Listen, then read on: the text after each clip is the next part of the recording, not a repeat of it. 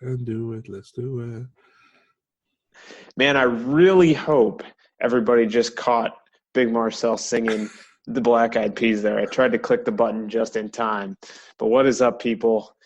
We are back for another edition of The Breakdown here on the Loudmouth MMA Podcast Network. Max Friedman here, joined as always by my man, just surpassed the 5,000 follower mark on Twitter, Marcel Dorff. Big Marcel, happy Tuesday? Yeah, Tuesday. How you doing, my man? Yeah, I'm doing well, man. Maybe you're in Australia or something. You think it's Wednesday, but it's Tuesday, man. So happy Tuesday, brother. For me, it's still Tuesday as well. 2.5 hours, still Wednesday. I'm doing well, man. How are you doing? 1 week, we had an event and getting back at it. Yeah, getting back at it. I was just in Milwaukee for business travel, just got back. I don't know if you know your U.S. geography, but it's directly north of Chicago. There was an event there, I want to say in 2018. I think it was Kevin Lee and Ali Quinta. It's the headliner in that one. Yeah, I know my U.S. geography, man. I'm not an idiot, but all good.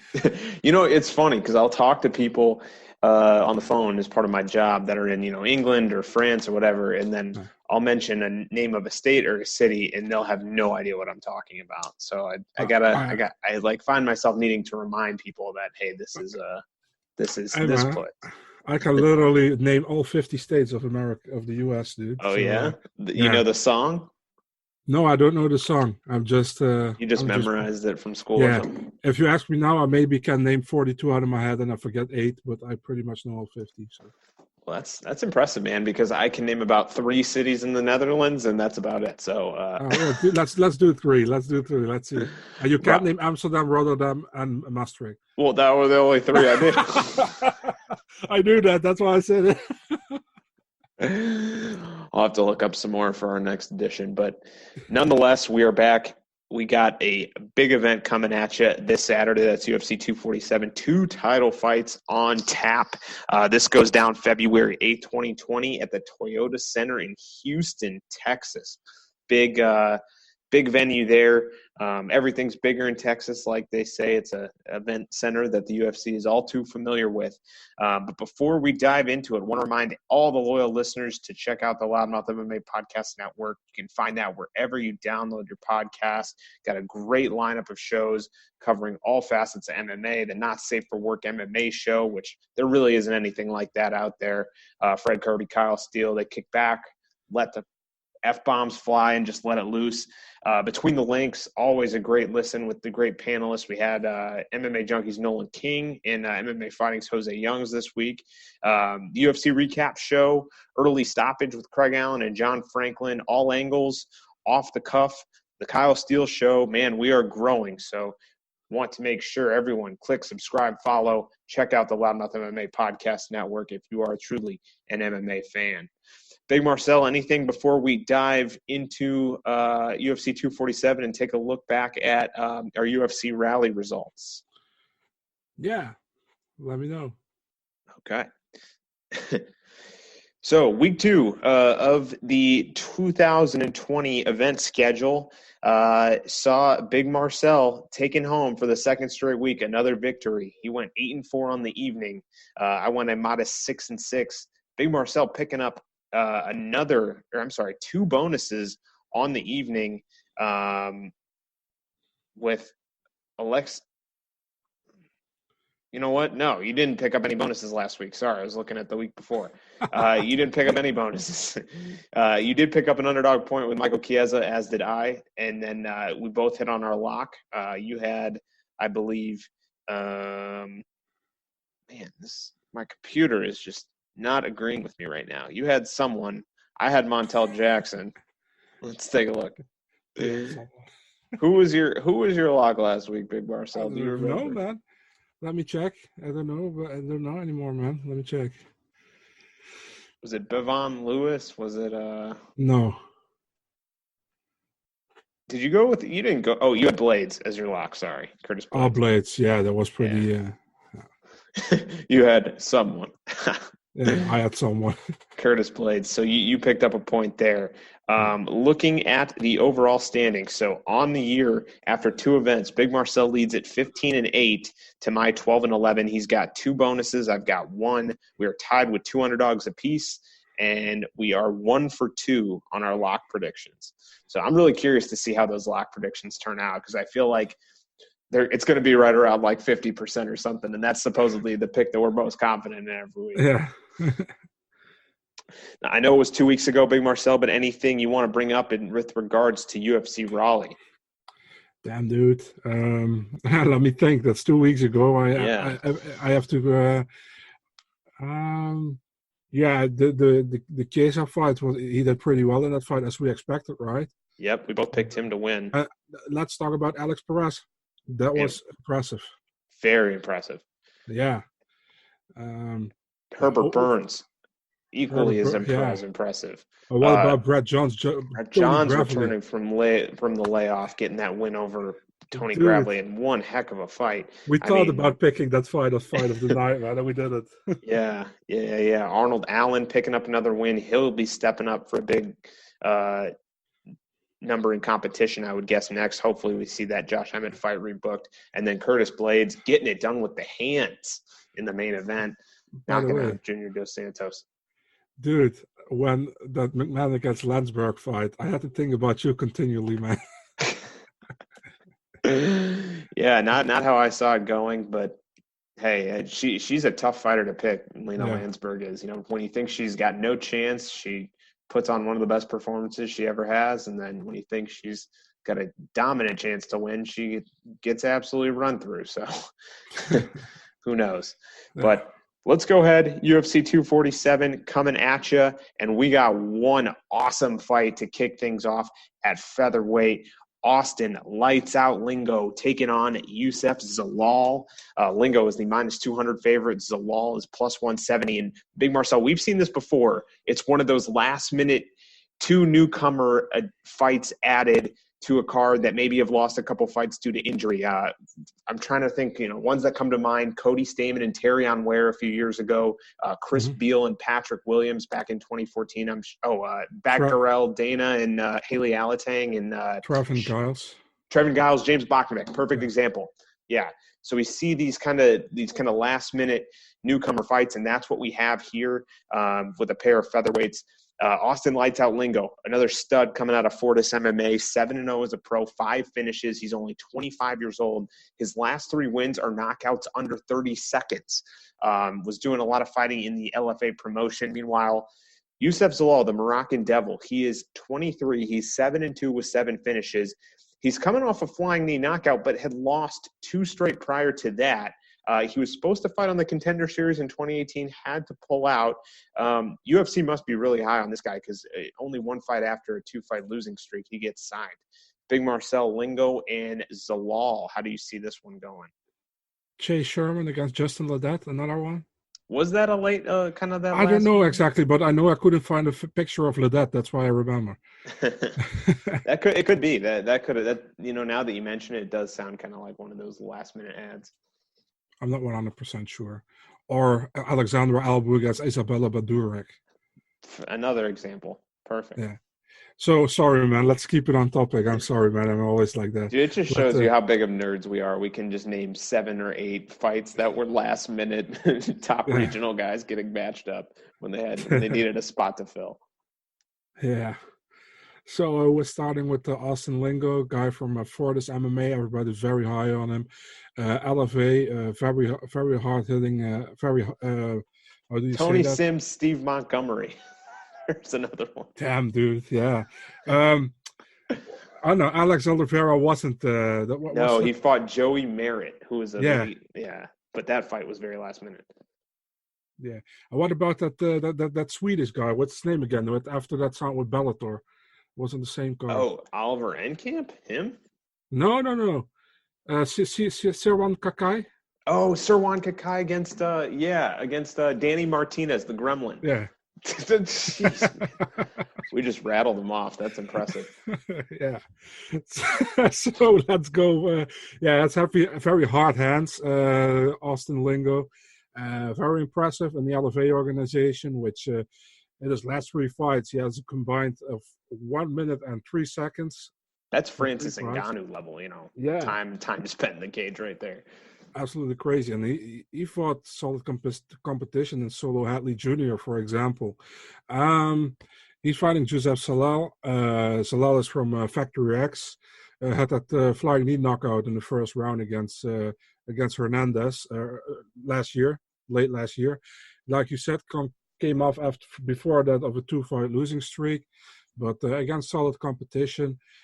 Overall, I think short notice fights here, but man, I'm impressed with Austin Lingo. And as we learned later, Austin Lingo was actually supposed to fight Emeka Ifekandu in an LFA event later in March. So he probably was already in training, I think, or preparing.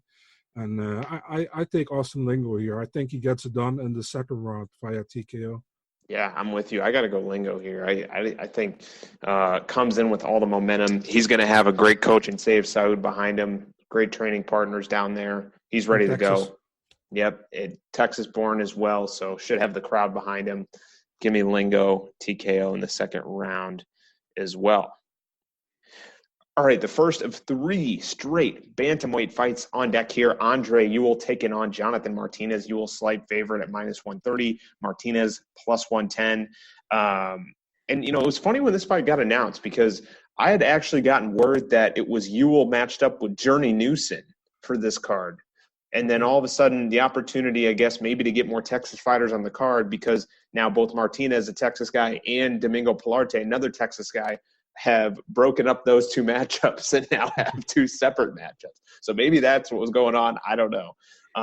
But Ewell fishing left and right on Twitter for fights, man. He was calling out Brian Kelleher, Vince Morales, ends up with Martinez here. He's 15-6. He's 2-2 in the UFC. He's coming off a loss to Marlon Vera in October. Meanwhile, Martinez, the Dragon, 11-2, 25. He is 2-1 in the UFC. He's won back-to-back fights over Ping Yuan Liu and Wiligi Beren. I guess he's taking out the Chinese fighters on the roster. Won a performance of the night bonus in that stoppage of Ping Yuan Liu. Another Factory X guy, but originally from Texas. Big Marcel, you got Ewell, Jonathan Martinez. What's going to happen? I want to say one of the few good underdog picks I did last year is Jonathan Martinez beating Ping Yuan Liu. Yeah, you did call that one. Yeah, one of the few. Andre Ewell, yeah, man. I think when he fights real tough competition, he gets in trouble. But Martinez is like I think this is a pretty even fight, honestly, man. Yeah, do we gonna see that Andre Ewell weird dance again as we saw after his Anderson dos Santos fight? I forgot about that. Yeah, now you remember again, right? Yeah. Jonathan Martinez, 2-fight win streak right now in the UFC. Lost his debut against Adrian Sukumtat, but yes, impressive fight so far. I think impressive, good fights. Not really impressive. I think the Ping Yuan Liu was pretty close. I think many people had Ping Yuan leading, and then he knocked him out in the third round with that vicious knee. I think Ewell takes this one, man. Close fight, unanimous decision for Andre Ewell. I hate to say I agree with you, but I see it going the same way. I think Ewell's slightly a little bit more well-rounded, but I could see it being a nice back-and-forth fight, but I expect Ewell to take that unanimous decision at the end of the night. Why you hate to say you agree with me, man? Because it makes more fun when we have opposite picks. Okay, true. All right, the second of 3 straight bantamweight fights. Journey Newson taking on Domingo Pilarte. Pilarte is the -120 favorite. Journey Newson even on the betting line at +100. And it's a shame because someone's going to leave this fight 0-2 in the UFC, and I think both are extremely talented bantamweights here. Domingo Pilarte, the son of God, he is 8-2 as a pro, 30 years old, lives and trains in Houston, so he should have quite the crowd behind him. Dropped that UFC debut in a decision to Felipe Colares. Was a -275 favorite in that one. Meanwhile, Journey Newson, 9-2 out of the Pacific Northwest in Oregon. He dropped his UFC debut to Ricardo Ramos on short notice, but a very valiant effort in that one as well. Big Marcel, Journey Newson, Domingo Pilarte, very close according to Vegas. How do you see this one playing out? Yeah, I love it that you let me go first again, but I will. Domingo Pilarte, like you said, he lost his debut by split decision against Felipe Colares, Dana White Contender Series guy.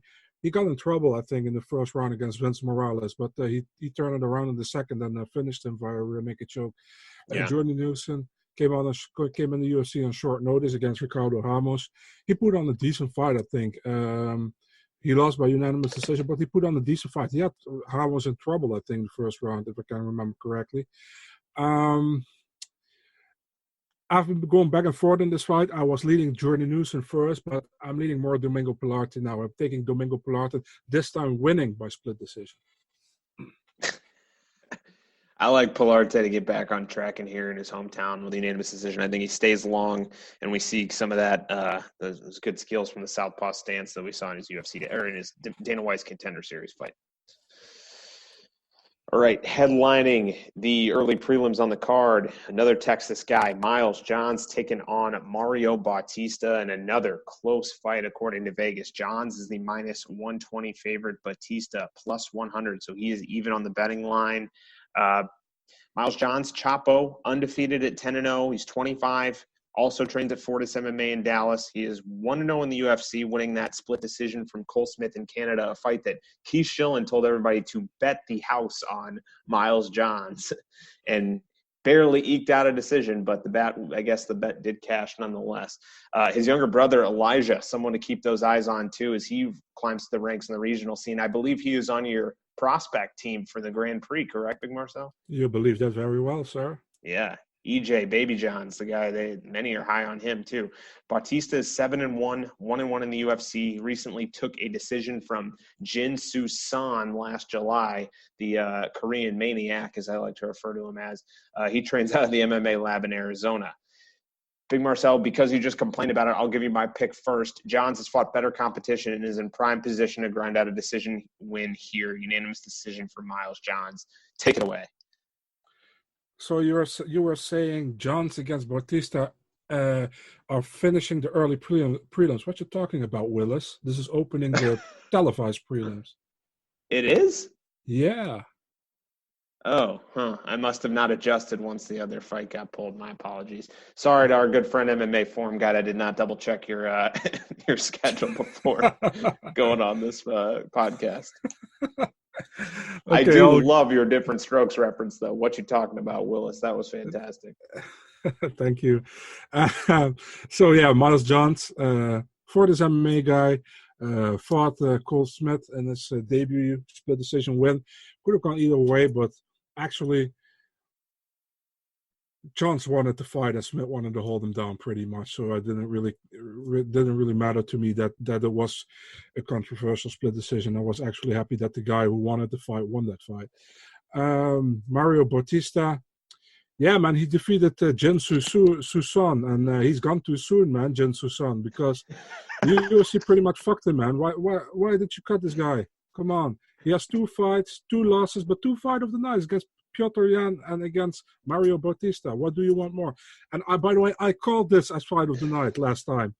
Do you remember? I do remember. And you know what? You made the same joke on the last podcast, and I still cracked up at it because it was that good of a joke. That's so awful that I did that, and I couldn't remember myself because I wouldn't have done it right now. But all bullshit aside, I'm taking Miles Johns to get this done by unanimous decision. Okay, 4 fights in the books and 4 identical picks. Let's keep this thing rolling. Welterweights coming up. We got Kaylin Williams taking on Alex Morono. Morono is the minus 265 favorite. The newcomer, Kaylin Williams, on short notice here, plus 225 on the underdog. For Morono, he's the hometown boy in this one. He's 17-5 overall, 6-2 with 1 no contest in the UFC, and comes into this one on a 3-fight win streak, although last time out, a very close call against Max Griffin. He's still only 29 and was originally lined up against Diego Lima in this one, who's on a streak of his own. So it is kind of a shame those two aren't going to end up colliding, at least not yet. Chaos Williams from Michigan, he steps in on about 11 days notice for this one. He's 25, 9-1 as a pro with a 6-fight win streak. You know, Big Marcel, when I saw him, I kind of thought this guy's perfect for the Contender Series. I'm not sure he's ready to dive right into the UFC just yet, but I've been wrong on a lot of talent before, so I'm eager to hear your pick. He's actually coming into this one off a decision win over Alex Morono's teammate at Fortis MMA, Jeremy Holloway. Big Marcel, Kalen Williams, Alex Morono. What can the people expect to see? Yeah, man, Alex Morono. I think he's a very underrated guy, honestly, man. I really like his fighting style. He fights well. He has 3 losses in the UFC. One loss got no contest against Nico Price. But 3-fight winning streak, and he looked good in those 3 fights. The only problem I have with Alex Morono is that he doesn't use the nickname the Moron, because if my name was Morono, I would go with the Moron just for fun. Just like Nathaniel Woodman. Why the prospect? Go with Morning, you know? So, don't you think? I think those are a little too different, but yeah, I love when you make Morningwood references. Yeah, actually. Yeah, why not? So he's fighting Kalen Williams, short notice fight. Guy is on the 6-fight winning streak in the regional scene.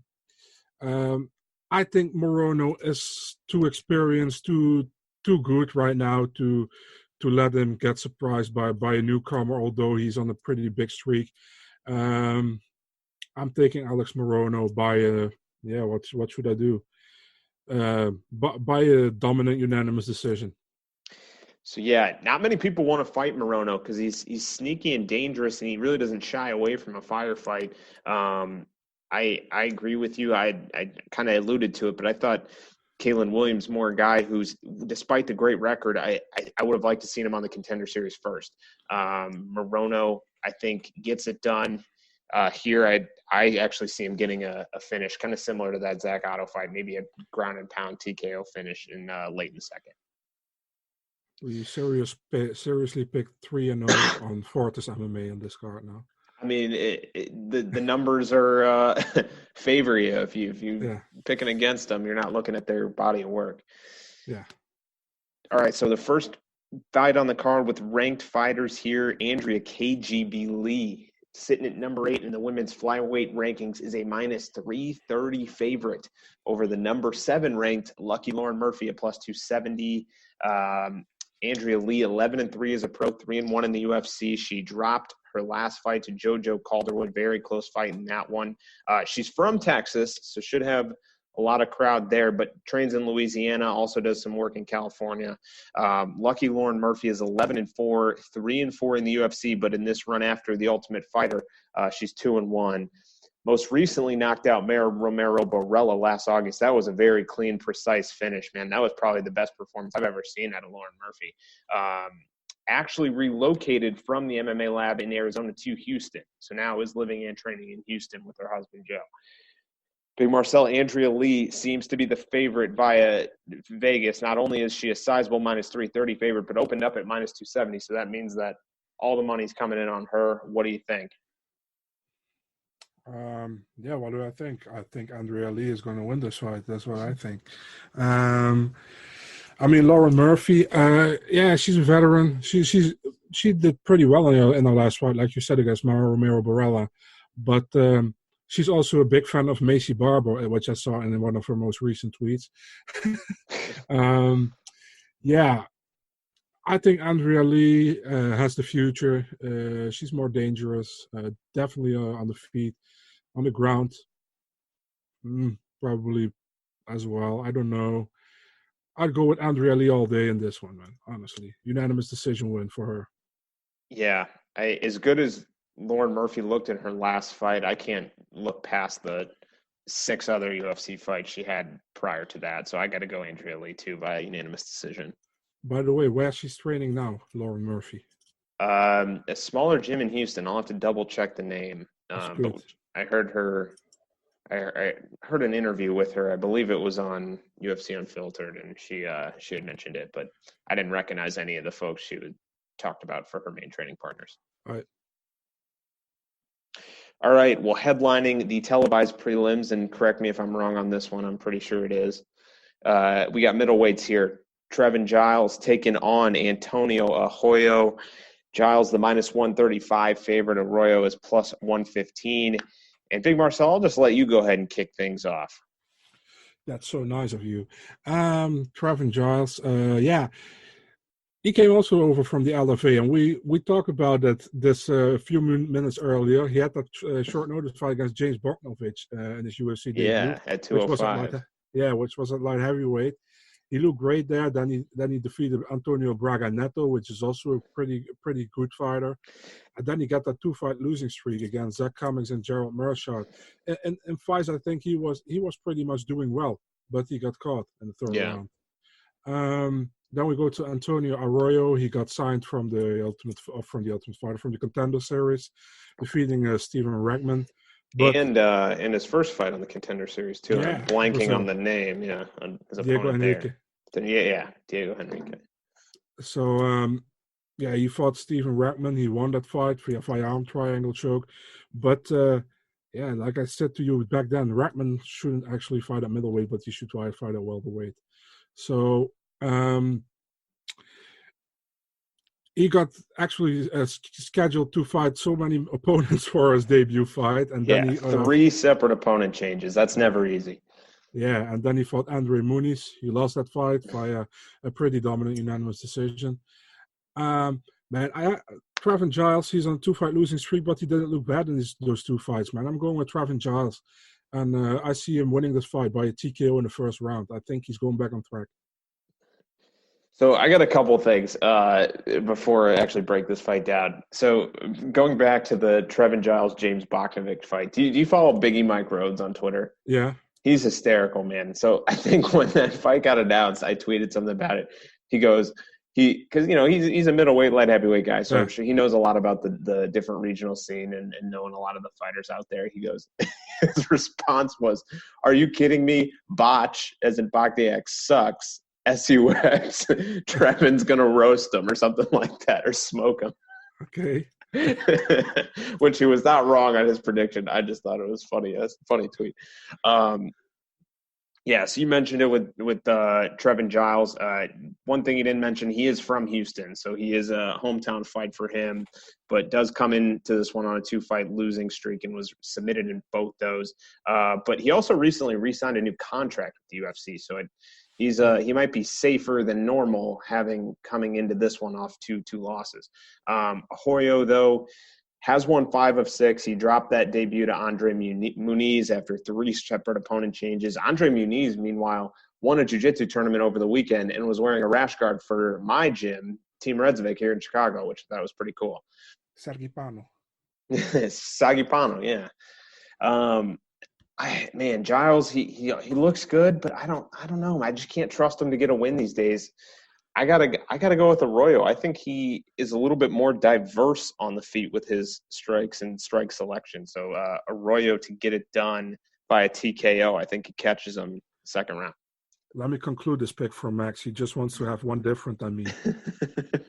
It's also the first underdog of the night that either of us have picked. So something you might want to keep in mind with very limited fights left on this card. All right, moving things along here to the pay-per-view main card, and we kick things off at heavyweight with the number 6 ranked Black Beast, Derek Lewis, in his hometown of Houston, is the minus 245 favorite over the number 12 ranked light heavyweight, moving up, Alir the Sledgehammer Latifi at plus 205.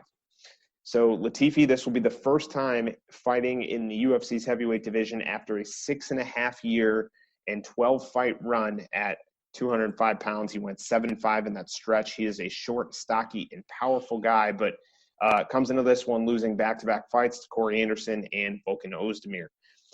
Lewis is 22-7, 12-5 in the UFC, comes into this one off a win over Blagoy Ivanov. We know the book on him, the Black Beast, exactly like it sounds. Don't need to look much further than the nickname. Big Marcel, do you see Alir Latifi scoring with takedowns in this one? Yeah, I think that's the thing he should do because he probably can't touch him with the reach. So can't wait for Alir Latifi against Stefan Struve. But yeah, that would be something. That's like a pride level freak show fight right there. Exactly. So man, I don't know, man. When I saw this fight booked, I wasn't. How do you say that? Excited? Nah, not at all.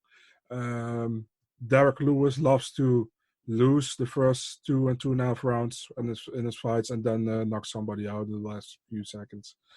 and completely turns it around. Ila Latifi, he has to try to take him to the ground, and that's a thing that's possible. But I expect Derek to land a bomb and knock him out in the second round after being taken down repeatedly in the first. Yeah. Yeah, I think that's exactly how I see it playing out. I think Latifi can score with takedowns in the first, but I just can't see him keeping Derek Lewis down and finishing the fight. So he gets up and Black Beast catches him. Boom. Second round, knockout as well. All right. Awesome fight at 145. I'm probably most excited about this fight out of any fights on the main card. Mirsad Bektic taking on Dan Ige. Mirsad Bektic no longer in the rankings at featherweight, but he is the minus 140 favorite against Dynamite Dan Ige, who is plus 120 as the underdog. So Bektic, Omaha raised. He is 13-2, 6-2 in the UFC. Comes into this one off a loss to Josh Emmett, but he currently lives and trains in Montreal at TriStar under Firas Zahabi. Dan Ige seems like the real deal, man. He's 12-2, 4-1 in the UFC. He's won 4 straight. He is 28 and trains at Extreme Couture. Had some internet beef with Bryce Mitchell, but I think this is probably a little bit bigger of a fight on paper than Bryce Mitchell's name would be. And I've read recently that he's doing a lot of representation with Dominance MMA and their agency and representation group under Ali Abdelaziz.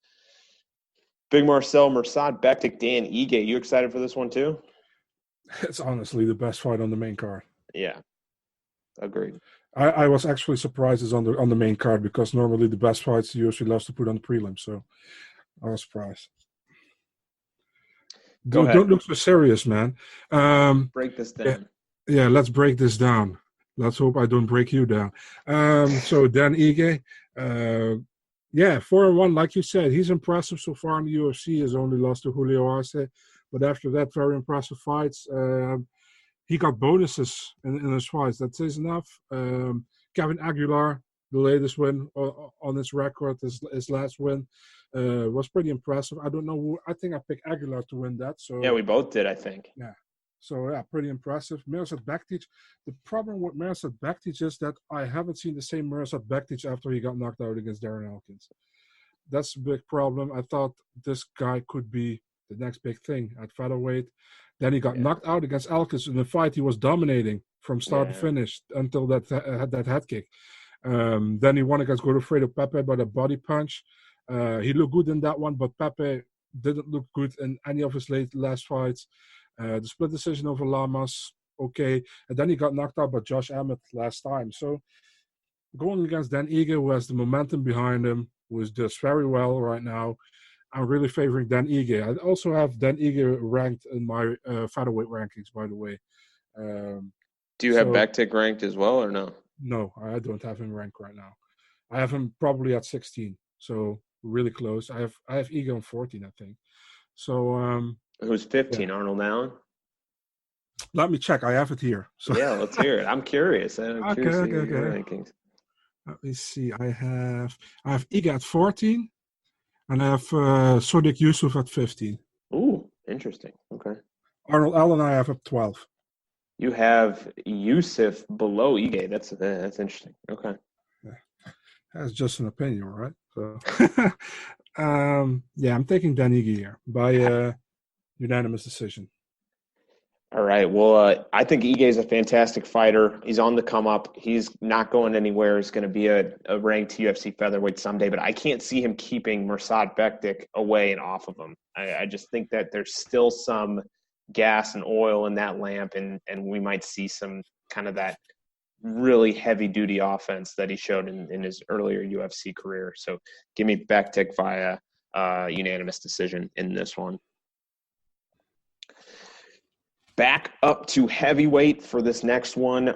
Juan Adams, the chosen Juan, taking on Justin Tafa. Adams is the minus 245 favorite. Tafa is the plus 205 underdog. Adams is 5-2 as a pro. He is 1-2 in the UFC. He's coming off losses to Arjun Singh Buller and Greg Hardy. This is the last fight on his current UFC deal, so it might be in a do-or-die situation in here, but he is also rep by Rick Guerrero, so pretty reputable manager, might be okay regardless. moved to Jackson Wink for this camp. But keep in mind, he grew up in Houston, so born and raised, so that's his hometown. Should have a lot of fans on tap for this one. Tafa comes all the way from Australia for this one. He's 3-1 as a pro, 0-1 in the UFC. UFC debut did not go to plan for him. He was knocked out badly by Yorgan De Castro, who's a guy that many think is on the come up at heavyweight, has a lot of potential, and is excited about his fight with Greg Hardy next. Big Marcel Adams, Tafa, what do you think goes down in this heavyweight bout? I want yours first, man. Sure. I think Tafa came into the UFC without a ton of experience, only 3 fights. He had a lot of offers, though, which kind of surprised me. He was offered by PFL and Bellator, too. But maybe a little too soon. And I just don't know. I think Adams is going to take him down and be able to kind of hang out on top and find a way to get it done, TKO in the second round. This is such a horrible fight to pick for the simple reason that Juan Adams doesn't have great cardio, in my opinion. And Justin Tafa, we haven't seen much about from him, because either he knocks his opponents out quick, or he got knocked out himself in his most recent fight. So this is a horrible fight to pick. I was leading Tafa at first, but man, Adams is fighting for a spot. He's fighting in Houston. I'm taking Adams by a TKO in the first or second round, by pretty much probably taking him down on ground and pound. But I wouldn't be surprised if it's the other way, that Tafa knocks him out. Another thing that kind of reinforced me, I was listening to Adams on UFC Unfiltered this morning, and part of the reason he moved to Jackson Wink is because he had to basically beg people for heavyweight bodies in Houston. They just didn't have the teammates. They didn't have the fighters in the area. But now he's at Jackson Wink. There's a lot of different guys around that size, and he's working a lot with Devin Clark, who very good wrestler, a lot of UFC experience. I think that will help him prevail in this one. Why did you hear that? UFC Unfiltered podcast this morning. UFC Filtered, okay. UFC Filtered. All right, co-main event time. The first of 2 title fights on tap here. The champ, Valentina Shevchenko, the UFC Women's Flyweight Champion, a very sizable, biggest betting favorite on the card, minus 1080 favorite, as she takes on the number 1 contender, Caitlin Chookagian, who is the plus 690 underdog. Bullet Valentina attempting to rid yet another flyweight challenger. She is 18-3, 7-2 in the UFC, but we know both those losses have come to the number 1 pound-for-pound female fighter in the world, Amanda Nunes. 4-fight winning streak for Valentina heading into this one. Chookagian is also 31 years old. She is 13-2 as a pro, 6-2 in the UFC. Enters this one off back-to-back wins over Jennifer Maia and JoJo Calderwood. She trains with Mark Henry, Ricardo Almeida and company in New Jersey. Very much the number 1 contender, but it's one of those situations where, are they truly a number 1 contender, or is Valentina Shevchenko above and beyond more talented than everyone else in the division? Big Marcel, title fight. I think I know your answer here, but are we walking away UFC 247 and still and new? Let the people know how you see this one going. So, first of all, shout out to Drake Ricks, because we now know how we have to pronounce Caitlin Chookagian.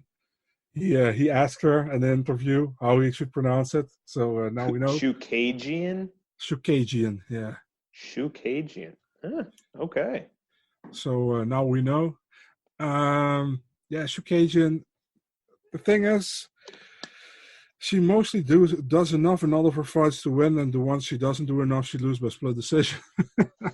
That's most of her problem. Her only decisive loss, I think, was against Liz Carmouche, but she lost that by split decision, but that was a decisive loss in my opinion. And Jessica Iwan should have gone her way as well. So going to Valentina Shevchenko, you said she's on a 4-fight win streak. In my opinion, she's on a 7-fight win streak, because I think she beat Nunes in the second fight. And I don't care what anybody else said. She beat her, in my opinion. But all good. Difficult, man, because I wasn't not difficult in who I think will win, but difficult the way I think who she will win, because I wasn't impressed with Valentina showing against Liz Carmouche last time out. And Chookagian lost to go to decisions. Valentina, unanimous decision. Yeah. If you ask me, Valentina is the pound-for-pound second best female fighter in the world, and no one on this roster at this moment can truly challenge that spot. Shevchenko, TKO in the 4th round for me. Okay.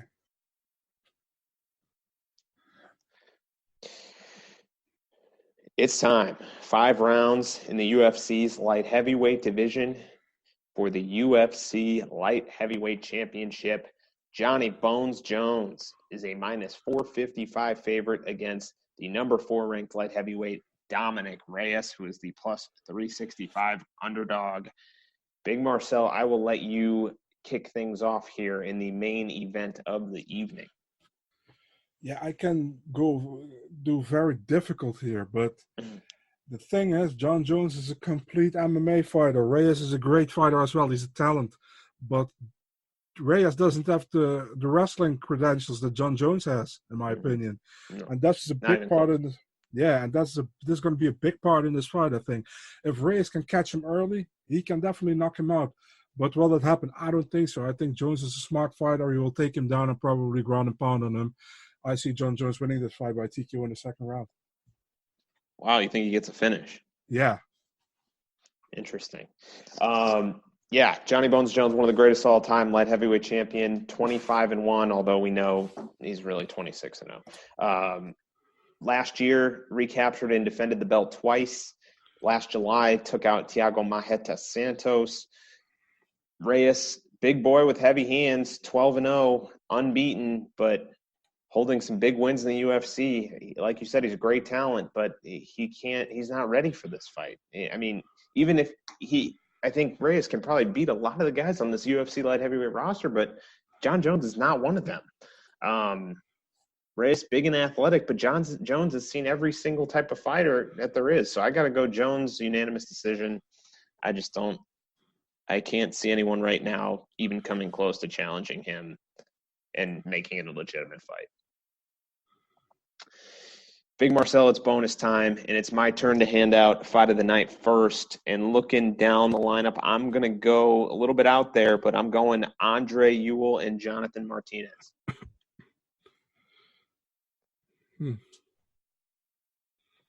Fight of the night pick for you, my friend.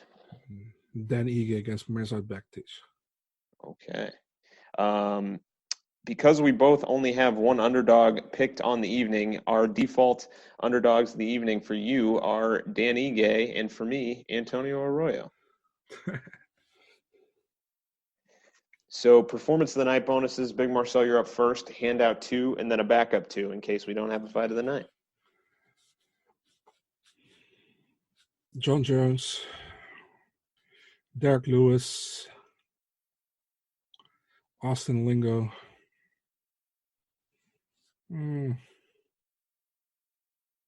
Yeah, Andrea Lee. Lee? Yeah, Lee. Okay. Not Bruce Lee, but Andrea Lee. Kevin? No, also not. Jason. All right. My official performance of the night bonus winners are going to be Shevchenko and Derek Lewis. And then my backup 2, let's go Juan Adams and Alex Morono. Boring. Just kidding. Just kidding, man. Give me a lock, Big Marcel. I buy one in the store. Give you a lock. Let's go Valentina Shevchenko. All right. My lock of the night is John Jones. All right. Let's run through this thing. We both are taking Austin Lingo to get it done over Youssef. Did you say Youssef? Did you pronounce it Youssef? Just Youssef. Youssef Zalal. Yeah. Okay. I didn't ask you about this earlier, but I could have sworn you said Youssef, like as if it was ZHOUS. Nah, man, I think you have something in your ears that's not correct, but all good. All right. Both have Andre Ewell beating Jonathan Martinez. Both have Domingo Pilarte over Journey Newson. Both have Miles Johns over Mario Bautista. Both have Alex Morono over Chaos Williams. Both have Andrea Lee over Lauren Murphy. I got Antonio Arroyo. Big Marcel's got Trevin Giles.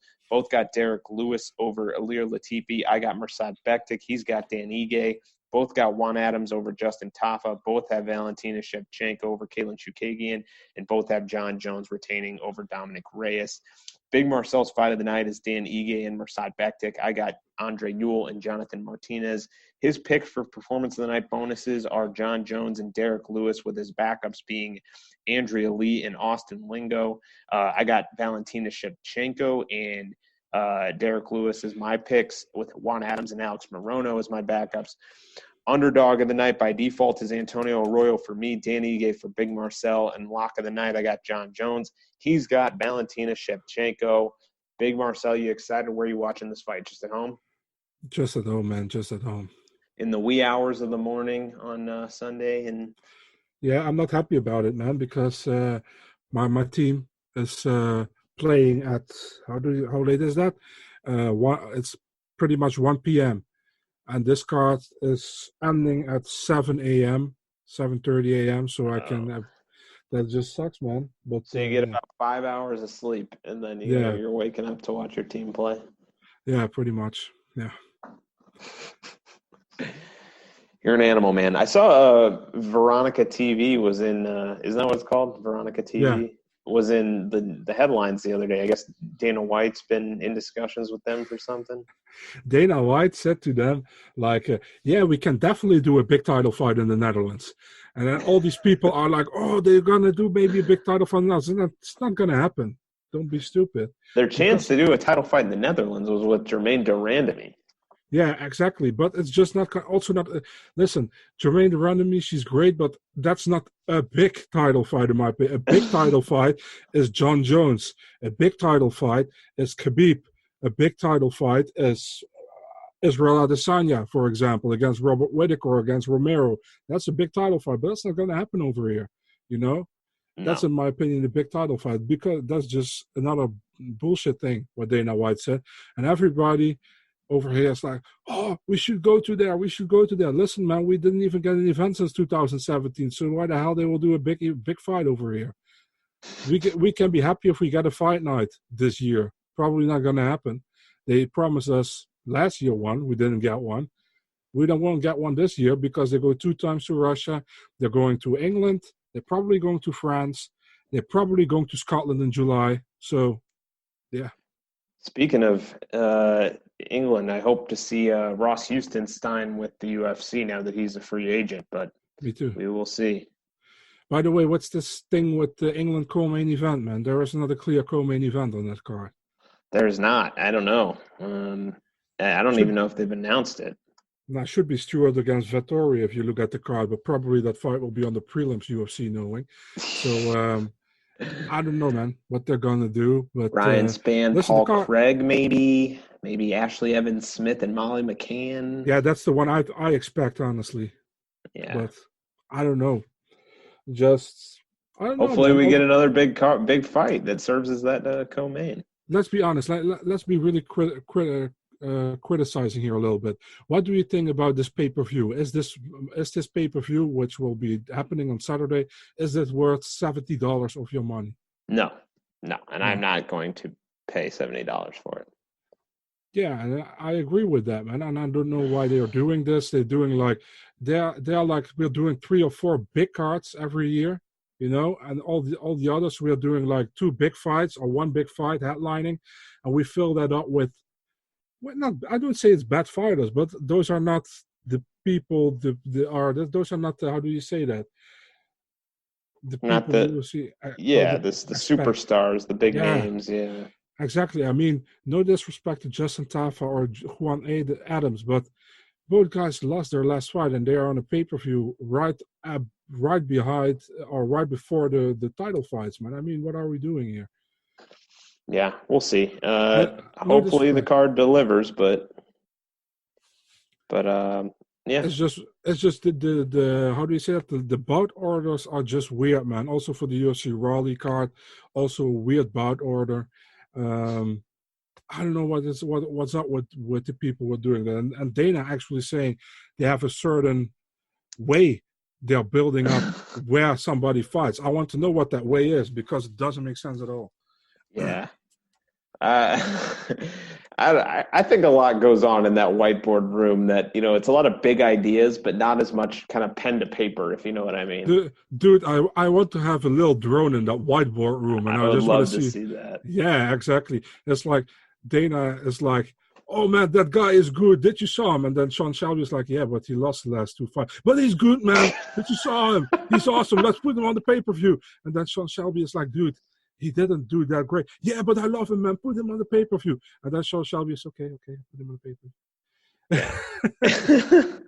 We'll see, my friend. But any final thoughts, feedback before we get out of here today? Well, man, just enjoy the show. There are a lot of UFC events coming up. Yeah, I think we're going straight through till April, right? Yeah, man, I love it. That's awesome. Also, some there are some good events. What's this weekend? We have also Invicta on, and we have one championship. So some fun. Yeah, events. I'm excited for Rio Rancho next weekend. I think that's going to be a fun card. Yeah, definitely. What you thought about Peter against Folayang? I want to know your opinion. I didn't watch the fight, but I'm happy he won. And like you and I were talking on Twitter, that's it's not everyone's talking about it as this historic upset. That's not an upset for those who've seen him fight before and who know how good he really is. Yeah, it's actually crazy, man. 2 weeks ago, his girlfriend gave birth to that second child. And, wow! Congrats to them. Yeah. Yeah, now he took a fight on short notice, 2 weeks notice, and he defeated the country hero over there, because that's Folayang. If you how do you say that? Watch the comments on everything of Folayang. That whole country is like over 300-400 comments, almost about how much they love this dude. So yeah, that's crazy. That's probably pretty much his breakthrough fight, I think, for the world. So that's pretty cool. I saw something on Twitter that was like, this clown came in and won and beat Folayang, and now everyone's acting like the world's on fire in the Philippines or in the Philippines. Like, all right, take a step back. All right, where can the people find and follow your great content, Big Marcel? You can find me on every breakdown preview of the Loudmouth MMA podcast with my boy Max over here. You can find me on MMADNA.nl, Instagram, Twitter, and Facebook, and my personal account, Instagram, Twitter, Big Marcel24. You will not regret following my good friend Marcel. You can find me on Twitter, Trademark MMA. We'll be back next week for UFC Rio Rancho. I want to remind everyone to click subscribe and follow the Loud Nothing MMA Podcast Network. Thank you, everyone, for tuning in this week, and we will catch you later. Goodbye.